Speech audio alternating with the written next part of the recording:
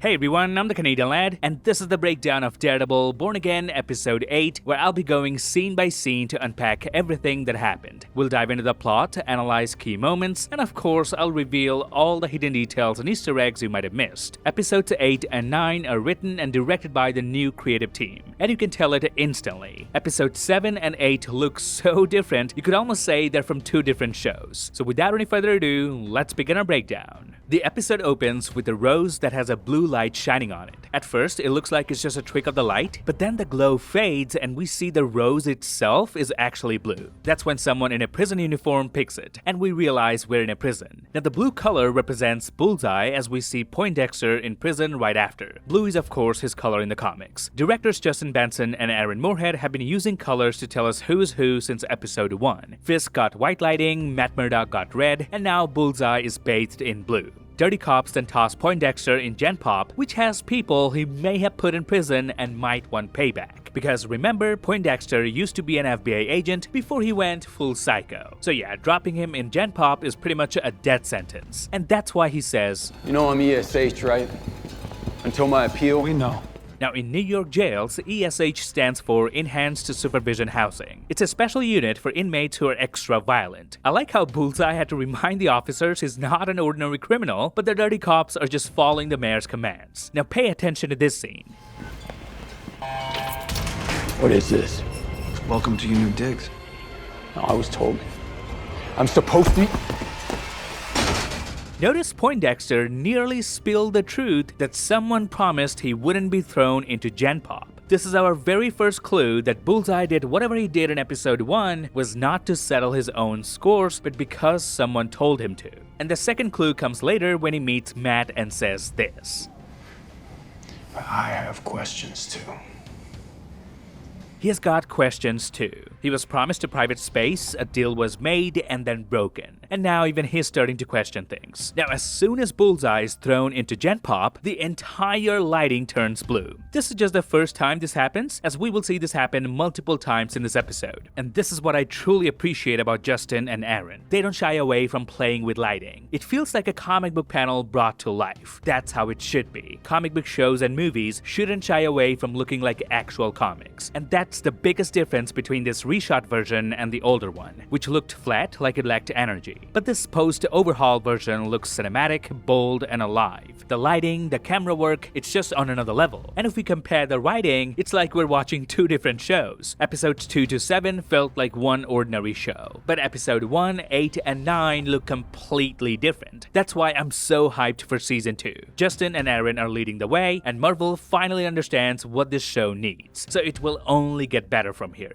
Then we jump to Kingpin and Vanessa talking about the Red Hook project. They bring up Lucas' death and call him a punk, which basically confirms Vanessa was totally in on having him taken out in episode 7. This is also where Fisk has his secret basement, where he's keeping Adam hostage. Cut to Matt's apartment, he's arguing with Heather about mass vigilantes, and Matt is surprised to learn that she lumps Daredevil and Muse into the same category. And this is where Heather really stands apart from Karen. Karen could feel when Daredevil saved her, whereas Heather doesn't realize that had Daredevil not shown up, she would not get to the point where she shot Muse. Muse would have already drained all her blood by that point and turned her into a freaking painting. Still, I love the dynamic here. The more Matt leans into being Daredevil, the more strain it puts on his relationship with Heather. But look at Fisk, it's the opposite. The deeper he goes into his gangster life, the more Vanessa falls for him. Then Buck shows up at Matt's place asking about Heather. And this is where things become clear for Matt that Fisk is just using Heather to get to Matt. And honestly, we can't really blame Heather for not seeing it. She doesn't know Matt is Daredevil or how deep his history with Wilson Fisk really runs. Cut to Fisk's underground dungeon. He lays out two choices for Vanessa. Use the key and let Adam walk free, or pick up the gun and end his life. This is her final test. If she passes, Fisk can finally forgive her. What I love about this whole Fisk-Vanessa-Adam situation is that Fisk technically keeps his promise. He doesn't kill Adam himself, but he also can't move forward while Adam's still alive, so he puts the weight of the choice on Vanessa. And when she pulls the trigger, she's not just ending Adam's life, she is freeing Fisk 2. And the moment Adam is gone, Fisk is finally able to hold her to hug her, something we haven't seen in a long time. And if you think about it, killing Luca and now Adam, it's all been Fisk testing Vanessa's loyalty. Fisk has been pushing Vanessa, seeing how far she'll go for him. Because when it comes down to it, the one thing that matters most to Fisk is loyalty. I've learned that loyalty and courage, two qualities that are not easily replicated. Now notice the cell key is not an ordinary key. It's not some random key you find at the hardware store. This type of key has real history. It's tied to Alcatraz, the infamous federal prison in San Francisco Bay. These keys were not mass-produced. They were specially made for that facility, which operated from 1934 to 1963. These days, you'd only find one at an auction if you're lucky, a specialty dealer, or locked behind glass in a museum. Also, the cell doors that require such keys are made from thick, heavy steel and are impossible to open without a key. So this wasn't just some DIY torture cell Fisk threw together for Adam. He built a high-security chamber, one that even his worst enemies couldn't break out of. And here's a fun detail. Back in the day, a company called Folger Adam was the go-to supplier for prison locks and keys, and their products were widely adopted in American correctional facilities, including maximum security ones like Alcatraz. So the fact that the guy's name is Adam, the one Vanessa cheated with, might not be a coincidence at all. Could be a clever nod to that history. And notice, Vanessa shoots Adam a total of 4 times, and the first shot was aimed at his hand. And that's probably not by accident, because Fisk just moments ago said this. I see his hands, it's unbearable. Fisk's hatred for Adam's hands probably came from Vanessa's comments earlier where she admired Adam's hands and the way he created art with them. It was his hands. His hands drew beautiful sketches, just... Can we not? So when Vanessa shoots him in the hand first, yeah, that was personal. We then find out it was Mayor Fisk who ordered Bullseye to be moved into Gen Pop, which makes Matt think Kingpin is definitely up to something. Fisk then talks about his anti-vigilante task force. Notice Fisk's entire demeanor has changed since episode 2. Back when he first took office, he was unsure, shaky, and didn't really know how to run things. His marriage with Vanessa was falling apart too. But now he's back in control. His bond with Vanessa is stronger than ever, and he has found a way to blend his criminal empire right into his political role, with the task force acting as his own private army. You can see it in the way he carries himself, standing tall, hands in his pockets, and looking down at his staff. He's no longer just figuring it out, he's owning the room. Hats off to Vincent D'Onofrio for such an outstanding performance throughout. Then he promotes Daniel to Deputy Mayor for Communications. Fisk knows Daniel will say whatever needs to be said, spin whatever needs to be spinning to make him look like a respectable mayor, even if everyone knows he's anything but. Notice what Daniel says after getting promoted. Not let you down.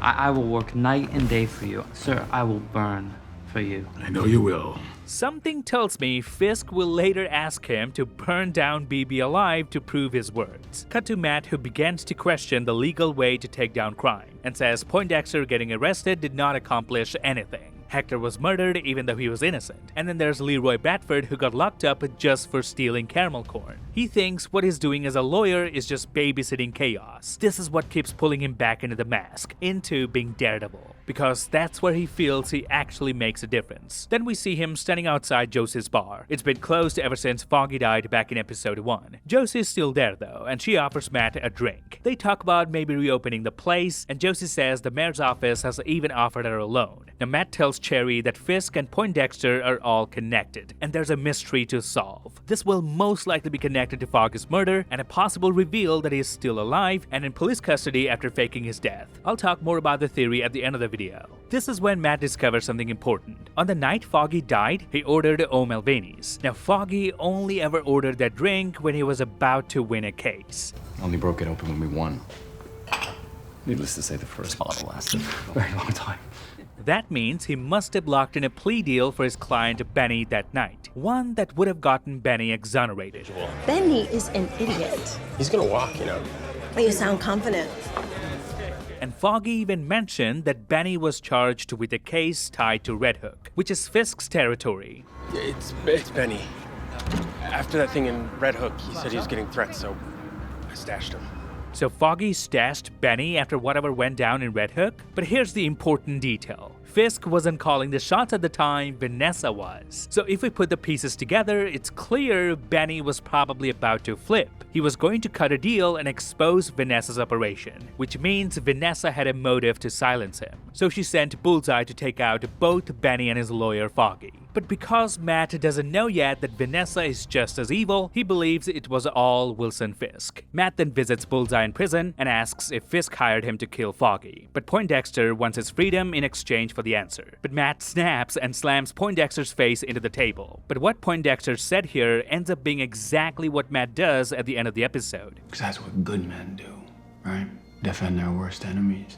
At the end, Matt does jump in front of a bullet meant for Wilson Fisk, defending the very man he has hated for years. I'll talk more about it when I get there. Now notice when Matt starts to leave, Poindexter begs him one last time by saying this. I'm bargaining for my life here, counselor. This shows us even Poindexter knows how much Matt despises killing. How hard he clings to the idea of preserving life, even when it comes to people like Poindexter. So Poindexter is playing that card here, hoping Matt's moral code might just be his ticket out of this hellhole. We cut to this fancy black tie event being guarded by the anti-vigilante task force. Police Commissioner Gallo looks at them like, is this even real? He can't believe this is what law enforcement's become. Then we see Jack, aka Swordsman, talking to Artemis, the same woman who warned Fisk back in episode 6. For a couple of years anyway. But the people in this room still decide who gets to eat.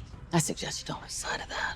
But this time around, her whole vibe is different. Her tone, her energy, it's all changed. And her husband is nowhere to be seen. She quietly asks Jack if he knows where her husband is, which is basically her way of saying, I think Fisk took him. It's a subtle but clear sign that Fisk might be blackmailing her, using her missing husband as leverage to get money for the Red Hook project. We cut to Bullseye getting stitches and swishing around his tooth in his mouth, which he then uses to escape by spitting it out at a guard. In the comics, Bullseye actually used his own poop as a projectile and then tossed it towards prison guards. That's why he was force-fed stool softeners to ensure he was unable to do so. I'm glad Marvel didn't take that route, otherwise we'd be in some serious shit. I love how Marvel doesn't hold back when it's an R-rated project. Blood on the walls and blood is on the dance floor. But when it's PG, we don't even see blood on the body. And notice how menacing Bullseye is. He grabs a pair of scissors and separates the two blades. This way, he's got a weapon for each hand. 2 kills and 0 waiting. If he had used the whole scissor, he'd be stuck needing another weapon. After that, he puts on a guard's uniform and just walks right out. Matt walks into the event and does the Charlie Cox laugh. Turns out you're not the only one wearing Chanel number 5.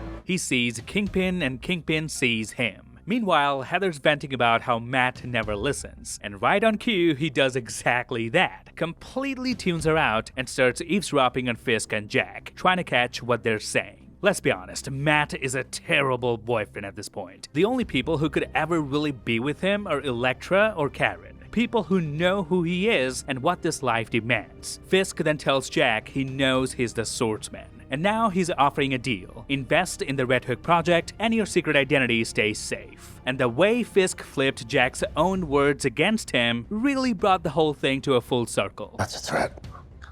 No. It's a warning. Is that a threat? No, of course not.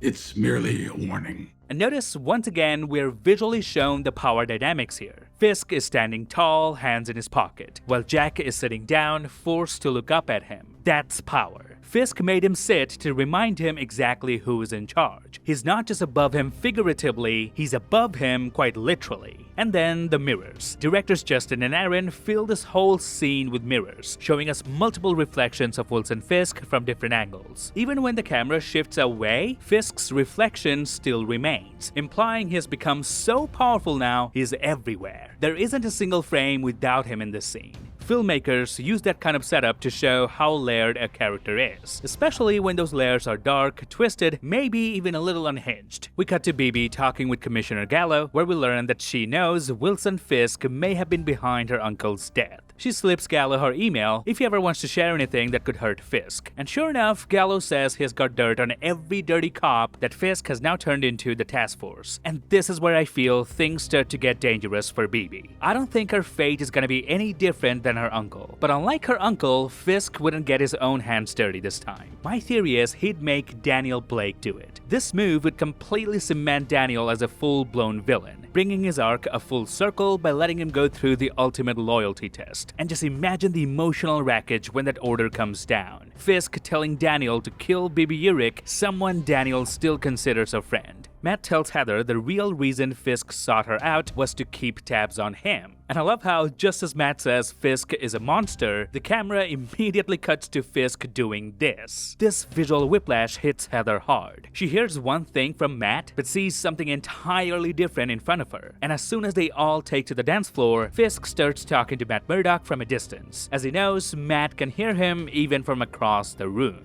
And he's not just chatting, he's reminding Matt of the promise he made back in episode 1. And should you go back to any of your old activities, there will be consequences.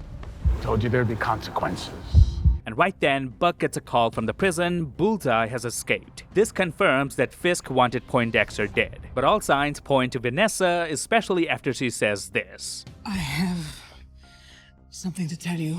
Now, during their dance, Matt confronts her, accusing her of having Foggy killed. But Vanessa, in a true villain fashion, flips it, asking if Heather knows he's Daredevil. Meanwhile, Fisk leans into Heather, asking if she has ever wondered why Matt's so drawn to vigilantes. And here's where things get really cinematic. Matt's enhanced hearing ability kicks in, and the aspect ratio slowly widens, something the directors have been doing since episode 1. And surprise, surprise, Bullseye is here to ruin another big event of Wilson Fisk and Vanessa. The lighting shifts to a cold blue as Bullseye stands with his sniper. Matt senses the shot and leaps in front of Fisk, taking the bullet himself, splattering blood on Fisk's white suit. And with this, Matt has literally defended his worst enemy here, just like Poindexter said he should. Notice Fisk briefly holds Matt, only to drop him like this moments later. Come on, Fisk, the guy just saved your life, have some courtesy. Now Bullseye is shocked to his core to realize Matt has taken the bullet. Matt lies on the floor, covered in blood, and the lighting turns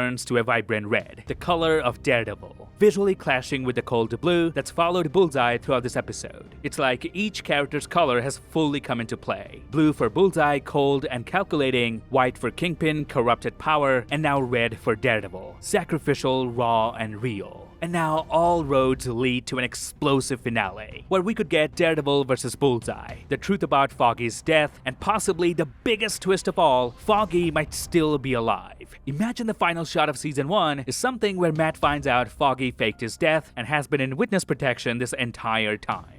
Their reunion could be emotionally explosive. Matt might even say something like this. I can't believe you're alive. I saw you die. I mourned you. I cried for you. I'm honored. And again, bringing their arc a full circle after what happened in season 3. How? Where? We all thought you were dead. And that's how this episode ends. Honestly, I wish Marvel had brought in this new creative team from the very beginning, because episodes 2 through 7 feel like night and day compared to what we're getting now. But this just makes me more excited for season 2, which is already filming with Justin Benson and Aaron Moorhead directing the whole thing now. Next episode, we're getting Karen and the Punisher back, and that's all I really need. The supporting characters they tried to introduce earlier this season did absolutely nothing for me. The pre-overhaul team just didn't get what made the original Netflix show so special. They tried to fix something that wasn't broken. But I'm glad Marvel recognized the problem and had the guts to hit reset. That shows how much they actually care about the fans. They saw the show wasn't working, and instead of just releasing it, they started over. And now they've cracked the code and found 2 directors who understand each and every character of the show. The new supporting characters got more character development in this episode than they had all season. That tells you something. Now, if you enjoyed this video, then please give me a thumbs up and subscribe to the channel if you haven't already. We've got one more episode to go, and trust me, you don't want to miss that breakdown. I'll see you lads in the next one.